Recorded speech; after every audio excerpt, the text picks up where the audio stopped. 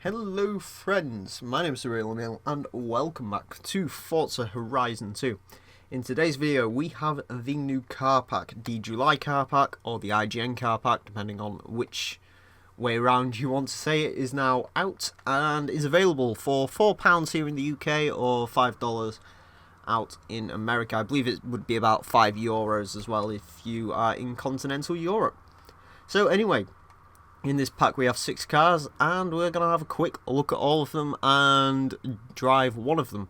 So first up we have the Aston Martin V12 Vantage S, 565 horsepower from its 6 litre V12.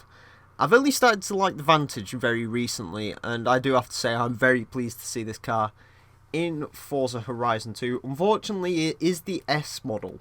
Now the S model isn't quite the same as the normal Vantage because it has a bit more of carbon fibre bits on it. There's some carbon fibre on the back light clusters and on this sort of front end, so it does look a bit weird, but overall I am pleased to see a Vantage in the game. We have the 2015 Audi S1, 228 horsepower from a 2 litre turbo engine in this car. Not a huge fan of the Audi S1 and the A1 actually, I do have to say. However, for some reason, in this yellow colour, I do really like this car. It's a really nice colour, which really sets the car off. So, this is what we're driving today. By the way, because most of these cars are in categories we've already done.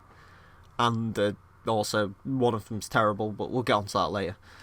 We have my favourite Ferrari is finally in the game, guys. The 575M Maranello.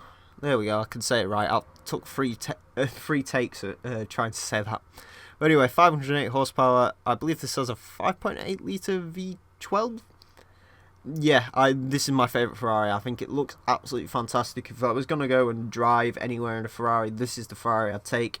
Nice GT cruiser. As I said, looks fantastic, and I'm very pleased it's in the game. Unfortunately, it's in the GT Cars Championship, which means we can't drive it today because we drove the GT Car Championship. God, it was ages ago. I believe that's when we used the Balotelli bus, but it's here. We have the Lotus Evora S from 2011 here as the next car. 345 horsepower. It's got a 3.5 litre inline 6, I believe, or it could be a V6. I'm not sure. Yeah, there's another Lotus in the game, which means it will handle sprightly, perhaps a bit oversteered, but altogether a pretty good car, and it's very cheap actually. I did check actually, the Lotus Esprit and this are very close in class and power and other stuff, and the Esprit is slightly cheaper, so I think I'd have the Esprit over this, but yeah, that could be an interesting rivalry for later on. Next up we have the Nissan Juke, Nismo RS, or the Juke, depending on your opinions on the car. Me personally, I hate the Juke. I think this is an absolutely atrocious looking car. However, you know, I'm kind of happy to see it in the game. It's something a bit different. It's a crossover. I don't think we have any crossovers in this game, so it's interesting in that respect. I hate crossovers, so I hate this car naturally. 215 horsepower, 1.6 litre turbocharged engine. I believe it's the same that was in the Nissan IDX concept car. And so, you know, it's very cheap as well, 22.5 grand. So, I mean, for that money, hot hatch wise, it's not really a hot hatch, but I don't know why it's in the hot hatch category, but 22.5 grand isn't much for a car of that level. And finally, we have the Plymouth GTX 426 HEMI. I believe this was in Gran Turismo 2. It was only called Muscle Car, I believe. And I always got confused why it was only called Muscle Car, but to be fair, with a name like GTX, you can hardly blame them. It has 425 horsepower, 7 litre V8 HEMI engine. Pretty much a Plymouth Cuda, I believe. Or the HEMI Cuda. Because I think the way muscle car development used to work is cars often shared underlying traits, so they'll share engines and chassis, and then the makers just put different bodies on them. And I believe this and the Cuda are exactly the same pretty much, except this weighs slightly less than the Cuda, I believe, or it could be more, I'm not sure. Either way, it's another muscle car. I'm not particularly a fan of old muscle cars like this, but I know there's a lot of people who are, so I'm sure many people are happy. But anyway, today's car is this Audi S1, which, yeah, you can see what I mean now. It looks pretty damn cool in this I've hit rewind by accident. Well, that's clever of me. Anyway, we must go and see if this little Audi S1, it does have four-wheel drive. So we need to go and see if it's anything like its Quattro brother. Sorry, it'd be its granddad at this point, wouldn't it? Yeah, I've heard not many good things about the S1 actually. In real life, the only road test I've actually seen is Jeremy Clarkson. He did it on the Perfect Road Trip Part 2, which is actually in a fairly similar place to where Horizon 2 is. So you could probably remake that film if you really wanted to. I don't know, I'd be tempted to, personally. I think we could probably remake it in this game. It wouldn't be that hard. The only problem is we don't have any racetracks in Horizon 2, which is a bit of a shame. I would kind of like to see a racetrack similar to Test Drive Unlimited 2 had a racetrack in it. But anyway, he said the S1 wasn't particularly good. I believe it's because it is a four-wheel drive car, however it's mostly front-wheel drive, I believe, and the rear drive only sets in when there's a loss of grip or something. I believe that's the way it works. Similar to the way a crossover works in the modern world. Like that Juke, I believe, would work if the car sensed it was losing grip, it would turn the front four-wheel drive on. That's how the Mazda CX-5 and the Tiguan works. So I assume that's the same thing. But yeah, I'm not a huge fan of the S1. I've never really liked the A1 and the S1. I always thought that they're not particularly pretty looking cars. They're part of the breed of the upmarket sort of hatchback, similar to the Mercedes A-Class, which is in front of us. They're sort of more upmarket versions of the hatchback. So yeah, I believe this in real life is also quite expensive. You know, I wouldn't put it past that the Audi S1 costs about £30,000 in real life, which for that money, I mean, you can have a Focus ST. So I know which one of those I'd prefer. I believe they also went to ridiculous lengths on this car, if I'm right on that. As in, the S1, to actually get the four-wheel drive system to work, and oh, we've got some sliding going on. And I've just crashed into that, so that's good. Yeah, there's understeer. There is understeer in this car. Anyway, I believe they went to extreme lengths in this car to actually get it to work, I believe. They had to restructure the entire rear end because I don't think it was big enough for the four-wheel drive system. That's what I heard somewhere. So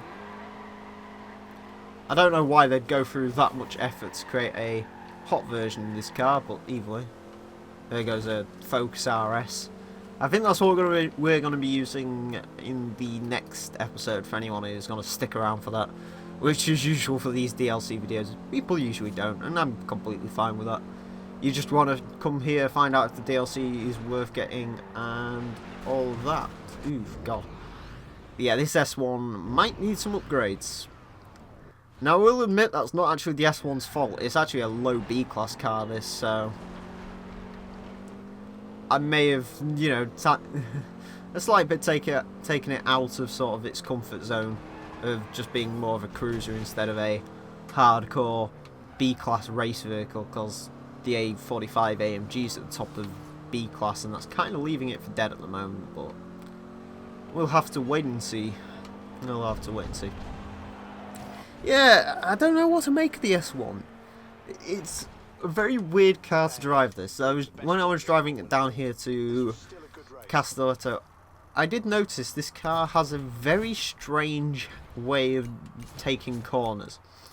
Between about zero, from about 10 to 40, this car is very oversteery in the corners. You could get the tail out, and it's actually quite fun.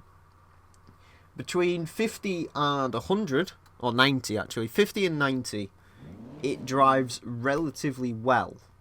As in, like, really, really good. As in, it puts... honestly, it could probably put the Honda Civic Type R to shame. Because it does drive really, really well. And then once you get above 90, it has the most horrendous understeer I have seen in a car. Oh, well, not the most horrendous, I guess, but it's pretty damn bad. It's almost Alpha 4C levels, but more unpredictable than the 4C, because the 4C is very understeery. If you've ever tried to take corners with that very fast, it's understeery, but it grips the road. This sort of doesn't do that very well. Now, this is a tight and twisty circuit, so maybe the S1 will come good here, but we'll have to see. Also, praise to Audi for not installing a silly flappy paddle gearbox either, because the Renault Clio, the modern one, the RS200, that has a silly flappy gearbox. I was half expecting this to be honest with you. But praise to them, it doesn't. I wish it would have shorter gear ratios. That's one thing I haven't noticed. You know, this is supposed to be a road rally car. Why is the gears so ludicrously long? You could probably leave this on fourth and it'd be completely fine with it. We're not going to take the corner because taking the corner is for chumps.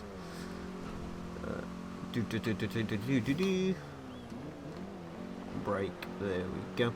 So anyway, on to my opinions of the DLC.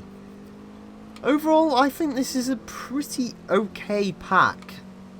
I do like the Ferrari, obviously. This S1 isn't bad. What was the other cars I liked? I'm trying to remember. The V12 Vantage is a very good addition to this game and one the game's kind of needed. But then you get the other cars, you know. The Nissan Juke isn't a particularly great car. You know, I've actually been searching for the Pringles to get the sort of special version of that car, just because I kind of wanted to put a GTR engine in it and see what happens.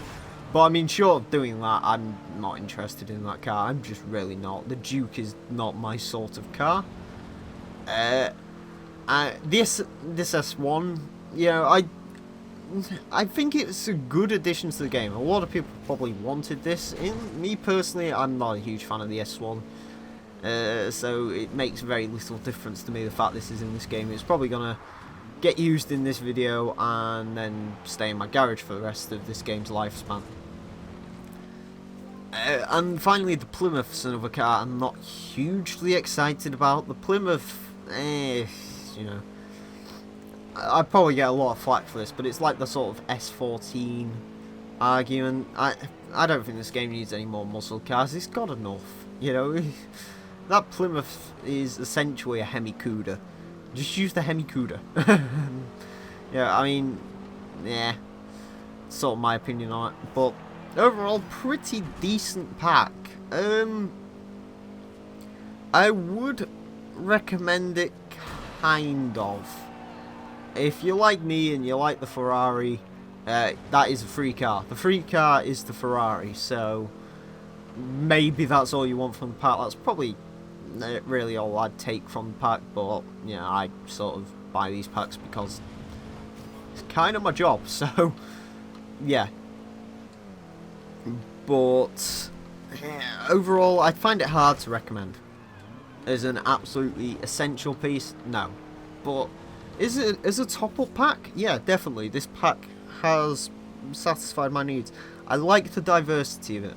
You know, there isn't a ridiculous amount of supercars or anything like that. There's something for everyone in this pack, is I think what I'm trying to say. So, yeah. Like I said, again, £4. Pretty good value. So, there you go. Overall, this S1, it actually has done pretty well in this race. I'm not going to lie. I'm going to try not to get overtaken by this Focus RS. Yeah, the S1 isn't a bad cruising car. And on these tight, twisty circuits, it does make sense. But as a car, you know, to become sort of the ultimate hot hatch, it isn't. It just isn't. But not a bad car to drive, and like I said, in this colour for some reason, fantastic looking. I really don't understand what it is about this colour. But anyway, friends, I hope you have enjoyed taking a look at this pack with me, and yeah, I hope to see you all in the next part where we're going to take a look at some other hot hatch, which will be more to my taste. So anyway friends, I want to thank you very much for watching, and until next time, farewell.